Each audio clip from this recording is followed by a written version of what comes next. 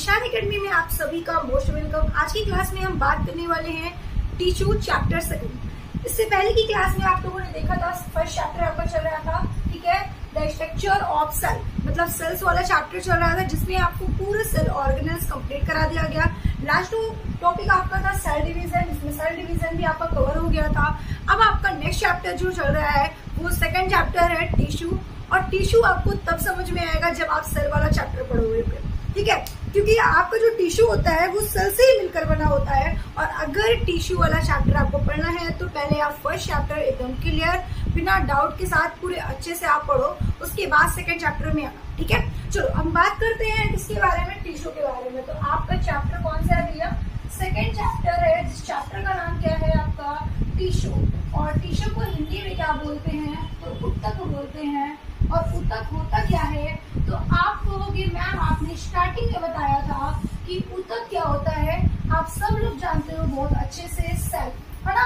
Cell क्या है? Cell को हिंदी में क्या बोलते हैं? तो कोशिका, ठीक है। सेल को हिंदी में क्या बोलते हैं? कोशिका बोलते हैं। और हमने इसे बहुत अच्छे से पढ़ा है कि सेल्स का क्या होता है? डिवीजन होता है। इससे लास्ट क्लास में मैंने आपको पढ़ाया था सेल डिवीजन क्या होता है। अगर आपके बॉडी में सेल डिवीजन नहीं होगा तो आपकी बॉडी ग्रोथ नहीं करेगी, आपकी बॉडी में डेवलप नहीं होंगे। मतलब कि जब ग्रोथ नहीं होगा, डेवलप नहीं होगा, तो इसका मतलब मैम हम लिविंग्स वाले कैरेक्टर में आएंगे ही नहीं, ठीक है ना। हमारे लिविंग्स तो हम होंगे, लेकिन अगर आपकी बॉडी में ग्रोथ नहीं होगा तो कोई फंक्शंस नहीं करेगा, है ना, कोई भी आपका सिस्टम नहीं चलेगा। क्योंकि जब सेल का डिवीजन नहीं होगा तो क्रोमोसोम का भी डिवीजन नहीं होगा, और जब क्रोमोसोम और सेल का डिवीजन ही नहीं होगा तो हमारे पूरे जितने भी पार्ट है, बॉडी ऑर्गन है, ठीक है, उस बॉडी ऑर्गन में प्रेजेंट क्या है मैम? सेल्स है। और फंक्शन कौन करता है? सेल्स है ना। अगर हम आई से देखने का काम करते हैं तो देखने का काम कौन करता है? हमारी सेल्स करती है। तो इसीलिए सेल का डिवीजन होना आपकी बॉडी में बहुत जरूरी है। तो जब सेल का डिवीजन हुआ तो मैंने आपको बताया सेल का डिवीजन होता है, तो डिवीजन होने के बाद आपके 2 न्यू सेल का फॉर्मेशन होता है ना। ये आप अच्छे से जानते हो कि सेल का डिवीजन होता है और डिवीजन होने के बाद 2 नए सेल का फॉर्मेशन होता है। तो भाई जब 2 नया सेल का फॉर्मेशन होता है तो ये 2 सेल्स आपके मिल गए और फिर से ये 2 सेल्स का भी क्या हो गया? डिवीजन हो गया, ठीक है। ये लो डिवीजन इसका भी हमने कर दिया। और यहाँ पे कितने सेल्स हो गए? टोटल 5 सेल्स हो गए। ऐसे ही डिवीजन चलता रहा, है ना। तो जब बहुत सारे सेल्स इकट्ठे हो गए हैं, ठीक है, जब बहुत सारे सेल्स इकट्ठे हो गए हैं तो हमने बोला कि भैया ग्रुप ऑफ सेल्स, हमने बोला ग्रुप ऑफ सेल्स क्या बनेगा यहाँ पे? तो आप कहोगे मैम ग्रुप ऑफ सेल्स को हम बोलते हैं टिश्यू। तो इसका मतलब ये है मैम, आपका कहने का मतलब है कि कई कोशिकाओं के समूह को हम क्या कहते हैं? ऊतक कहते हैं। ग्रुप ऑफ सेल्स को क्या कहते हैं? टिश्यू कहते हैं। आई बात समझ में? हाँ, सिंपल सा आपको याद करना है। सेल्स क्या होता है? It is fundamental structure and functional unit of living organism, ठीक है। और टिश्यू क्या होता है? ग्रुप ऑफ सेल टिश्यू होता है। या फिर एक छोटे से डेफिनेशन बता सकते हो, tissue are group of cell that be have and similar structure and act together. क्या हो जाएगा भैया यहाँ पे आपका? परफॉर्मेंस स्पीसीज, कुछ भी बता दो, ठीक है। तो आप कहोगे कि मैम सिंपल सा डिफिनेशन हमको इतना ही याद करना है कि ग्रुप ऑफ सेल्स क्या होता है? टिश्यू होता है। मतलब कई कोशिकाओं के समूह को हम क्या कहते हैं? ऊतक कहते हैं, ठीक है। अच्छा, यहाँ तक तो मैम समझ में आ गया कि आपने बताया टिश्यू, ठीक है। तो टिश्यू को क्या, टिश्यू का भी डिवीजन होता है? बिल्कुल डिवीजन होगा। अगर टिश्यू डिवीजन नहीं करेंगे तो आगे न्यू टिश्यू कैसे बनेंगे हमारे बॉडी में?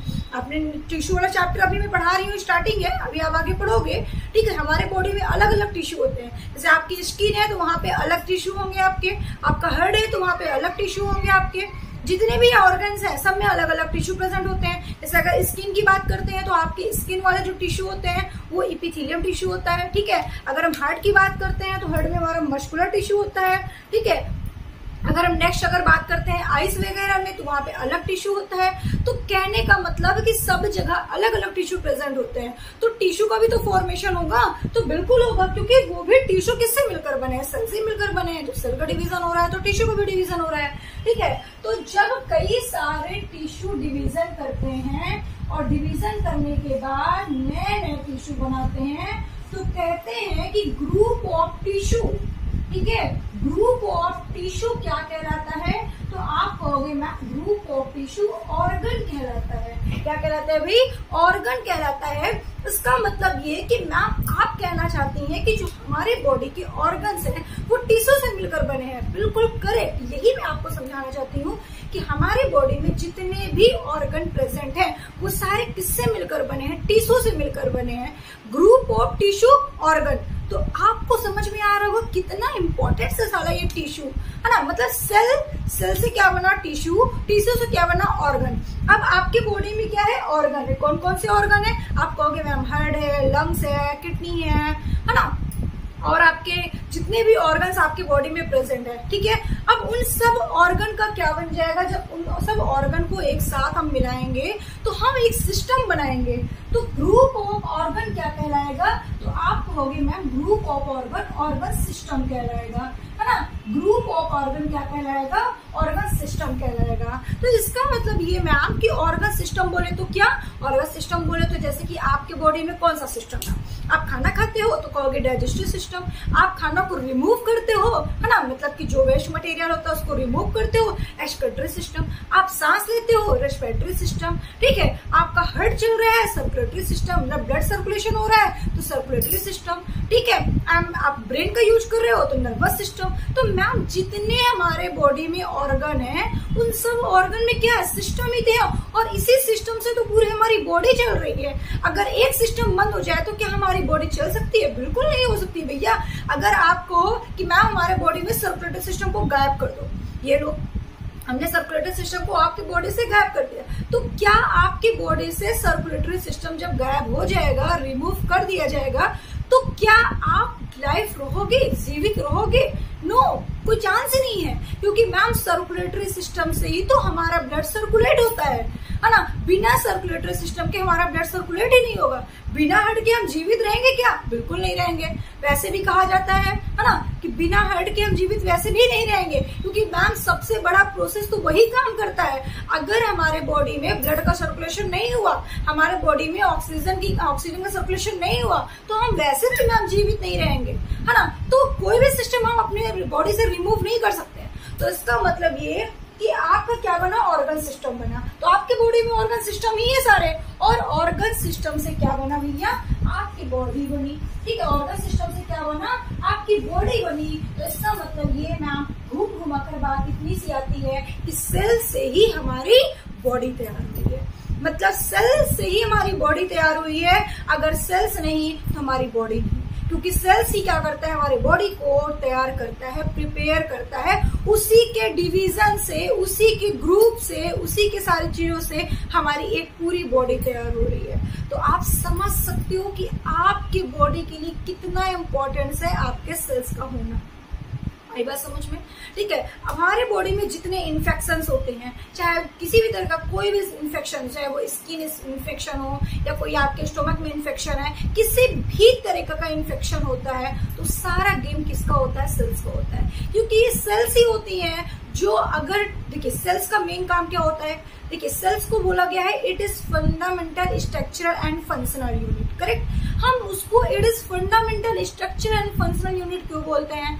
आप सोचो, ठीक है, कि ये डिफिनेशन सेल्स को क्यों दी गई है? हम ये क्यों बोल रहे हैं कि कोशिका हमारे जीवन की मूलभूत इकाई है ना? ऐसा क्या है कोशिका में? तो बेटा ऐसा कोशिका में है क्योंकि कोशिका से ही क्या बनाया? मैंने अभी दिखाया आपको कि आपकी बॉडी तैयार की है।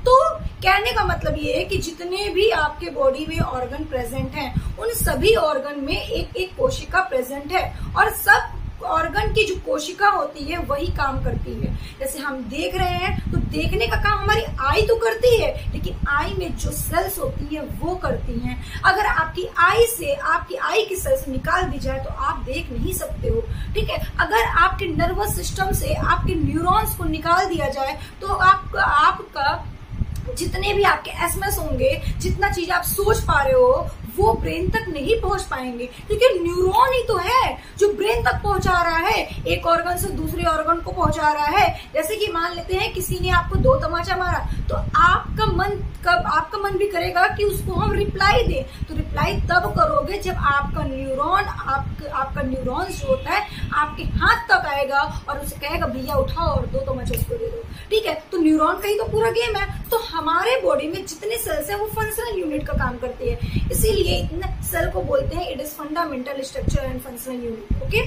चलो अब हम बात समझ में आ गई हो कि सेल से ही क्या बनाया हमने, बॉडी बनाया। तो हम लोग क्या पढ़ रहे थे ना, टिश्यू पढ़ रहे थे। तो टिश्यू आपको समझ में आ गया कि ग्रुप ऑफ सेल क्या होता है, टिश्यू होता है। कई कोशिकाओं के समूह को हम क्या कहते हैं, ऊतक कहते हैं, टिश्यू कहते हैं। इतनी बात सबको समझ में आ गई कि नहीं? जल्दी से एक बार हमें कमेंट करके जरूर बताइएगा। और अगर आपको वीडियो समझ में आ रही है, क्लासेस आपको सही लग रही है, तो वीडियो को लाइक करना और शेयर करना आप बिल्कुल भी नहीं भूलोगे। ठीक है, चलो अब हम आगे बढ़ते हैं। इसके बारे में बात करें, टिश्यू के बारे में बात कर रहे हैं। तो टिश्यू के बारे में तो मैम सबसे पहले हमें ये बताया जाए कि टिश्यू की स्टडी कहाँ की जाती है। ठीक है, टिश्यू की स्टडी कहाँ की जाती है? तो बेटा टिश्यू की स्टडी हम लोग करते हैं हिस्टोलॉजी में। ठीक है, हिस्टोलॉजी में करते हैं। अब आप कहोगे मैम हिस्टोलॉजी का मतलब क्या होता है? तो हिस्टोल का मतलब होता है ऊतक। ठीक है, लॉजी का क्या मतलब होता है? जिसके बारे में हम अध्ययन करते हैं, जिसके बारे में हम स्टडी करते हैं। किसके बारे में स्टडी करते हैं? ऊतक के बारे में स्टडी करते हैं। ठीक है, अगर आपसे कोई पूछता है कि आप, ये तो आपका टिश्यू की स्टडी हो गई। अगर आपसे कोई पूछता है सेल की स्टडी कहाँ की जाती है, तो आप बताओगे साइटोलॉजी में। ठीक है, साइटोलॉजी में की जाती है। साइटो का मतलब क्या होता है मैम? सेल्स होता है। लॉजी का मतलब क्या होता है? टू स्टडी होता है। टू स्टडी बोले तो क्या? जिसके बारे में आप अध्ययन करते हो। किसके बारे में अध्ययन करते हो? सेल्स के बारे में अध्ययन करते हो। सबका एक अपना अपना स्टडी होता है ना, सबका अपना अपना एक ग्रुप होता है। जैसे हम लोग ग्रेजुएशन वगैरह कर लेते हैं, इंटर तक तो आपका ऐसा नहीं है, लेकिन जब आप ग्रेजुएशन कर लोगे तो आपसे पूछा जाएगा कि आप किससे आगे पढ़ना चाहते हो बायो में, है ना। मतलब कि आप कहोगे हम साइटोलॉजी से पढ़ना चाहते हैं, आप कहोगे हम फाइकोलॉजी से पढ़ना चाहते हैं, आप कहोगे हम माइकोलॉजी से पढ़ना चाहते हैं, है ना, हिस्टोलॉजी से पढ़ना चाहते हैं, या फिर जैसे आप कहोगे हम डेंटोलॉजी से पढ़ना चाहते हैं, स्पेशलिस्ट हम दांत के डॉक्टर बनना चाहते हैं, हार्ट के डॉक्टर बनना चाहते हैं। तो सबकी अपनी अपनी स्टडी है ना। अगर हार्ट की डॉक्टर है तो अलग स्टडी है उसकी, है ना। तिथ के डॉक्टर है तो अलग स्टडी है उसकी। तो सबको अलग अलग कहा जाता है। जैसे डेंटोलॉजी से तो आप कहोगे डेंटोलॉजिस्ट बनना है ना, तो आप डेंटोलॉजिस्ट की पढ़ाई करोगे।